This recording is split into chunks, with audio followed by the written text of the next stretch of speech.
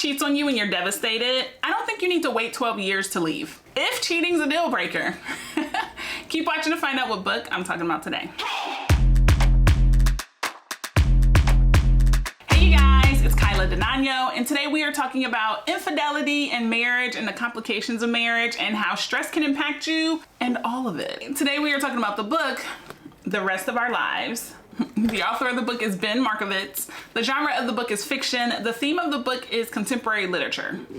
Listen, you're reading the book and you're like, okay, he's having a midlife crisis, right? We're following Tom. The book starts where he's talking about his wife had an affair and he decided he's not gonna leave until his youngest goes to college. But it's so much more than that, because you're reading it and you're just like, so is it a deal breaker or not? Or it's a quasi deal breaker because you decided to wait 12 years? She told him about the affair.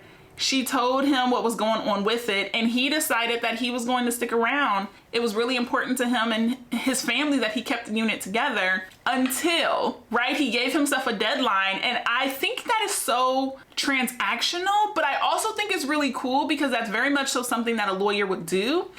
And the kids will always be hurt. If you leave when they're 11, if you leave when they're 18, they grew up with what they thought was a solid unit and you have separated it. He decides that he's gonna stay. And so when his daughter gets into college, he travels to take her to school and then he decides to not go home. Tom keeps driving. He drives across America and he goes to see old friends from college. He goes to see one of his first loves. He goes to see his brother. You get to see how Tom's relationship with all these different people has changed. Some of the relationships have become estranged because you literally only get to see them on social media or have a few phone calls every month. But the theme and the thread through the entire book is basketball. Tom wanted to be a writer. So he's a lawyer and he's working as a professor. And so he's traveling around the country and he's discussing pickup basketball. Instead of writing a book, he decided to go to law school because he thought that would be the grown-up thing to do.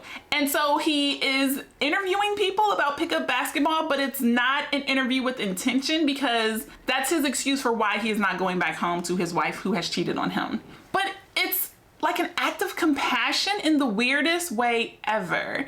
Yes, he wanted to keep his family as one unit and keep them together, but I believe Tom always had to have his heart a little bit reserved, and we don't delve into that as much as Tom is absolutely in love with Amy. He loves their family. He's not as close to his son as he would like, but that's okay because he has Mary there.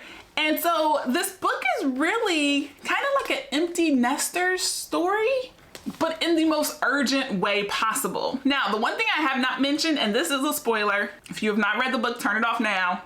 Tom has this really weird condition where his face swells up. Now, as I'm reading the book, I'm thinking he is a lawyer and a professor who is extremely stressed out, and this is how burnout is being expressed in his body. That actually turns out to not be true, but also it's a little bit true because his body is telling him that stuff is going on and you are not happy and you are not dealing with it. And it's really very, very interesting. The book was phenomenal.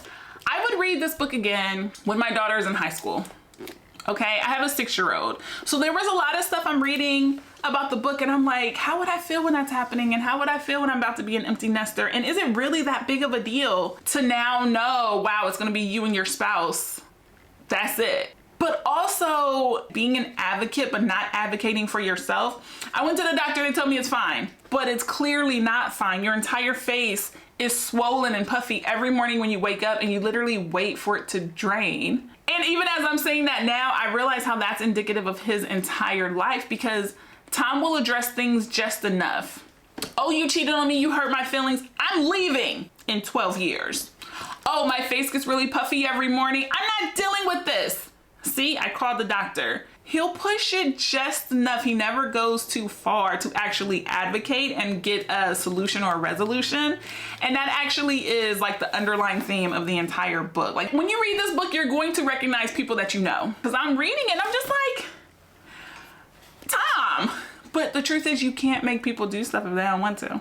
And so he had to contemplate what he was going to do with the rest of our lives, meaning him and his family, right? Because it turns out the condition that he has is going to impact everyone. And it's a very, very great book to read, okay? I am not a East Coast white guy, and that's what this book is about.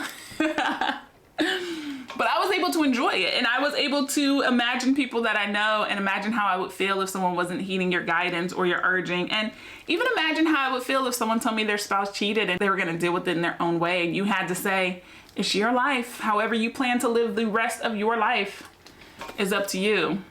So it was very, very good. Very, very good. It makes you think about a lot of things. All right, so I'll definitely reread it probably as my life progresses and I go through different stages and see how I would feel. I can imagine I would be judging Tom a lot less than I was reading it the first time. So I will see y'all in the next video. Bye.